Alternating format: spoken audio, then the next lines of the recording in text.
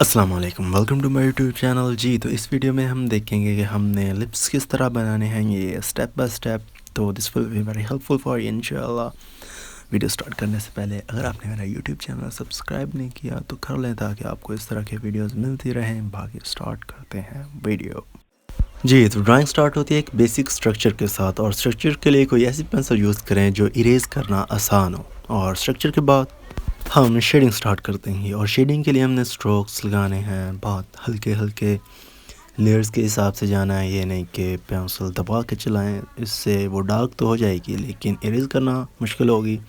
और इसके बाद हमने होंठों पे जो शाइन लानी है वो मुश्किल होगी, तो हल्के से पेंसिल यूज़ करें।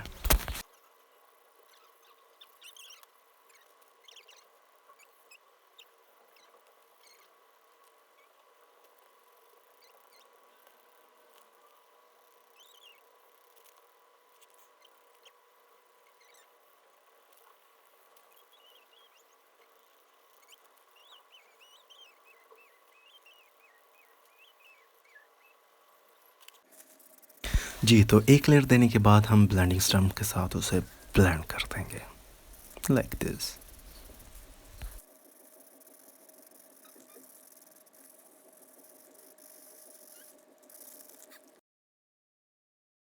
जी, तो ब्लेंडिंग के बाद ये जो लिप्स के ऊपर ये लाइंस होती हैं ना, वो कर्व से वो बनाने की कोशिश करेंगे ताकि हमारे लिप्स ज़्यादा रियलिस्टिक हो जाए।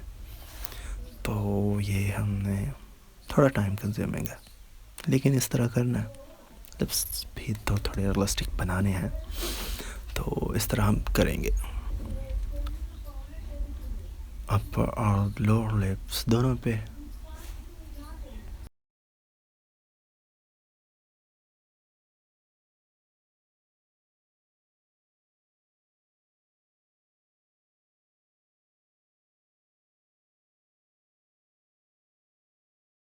जी, तो वो लेयर देने के बाद हम दोबारा ब्लेंड कर देंगे।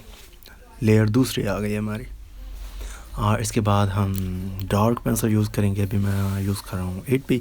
तो इसके साथ ज़्यादा वो लाइंस जो डार्क हैं वो बनाएंगे, और ये दांतों के करीब डार्क एरिया जहाँ साया ज़्यादा आ रहा है।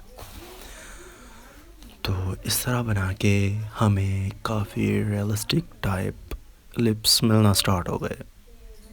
क्लैपिंग फॉर मी, हाँ हाँ। तो ये बनाने के बाद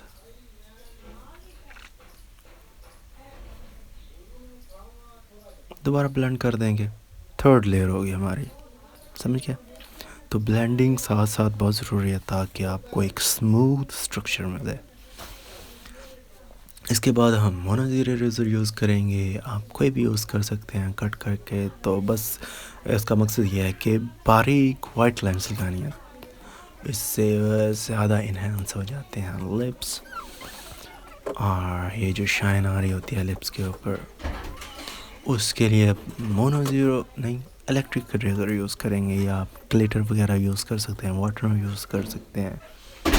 तो उससे भी काफ़ी वही फीलिंग आएगी।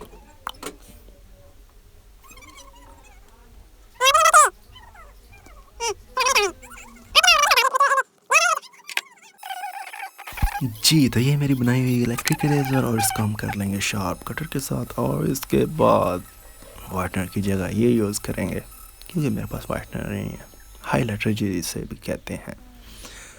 और ये एंड पे 15B पेंसिल, बहुत ज़्यादा डार्क। तो इसके साथ हम तराश खराश करेंगे जो हमें लगे कि हमें करनी चाहिए। और इसके बाद हमारा प्रोडक्ट तैयार हो जाएगा, art piece you can say. तो hoping this was helpful for you. ये थी हमारी आज की वीडियो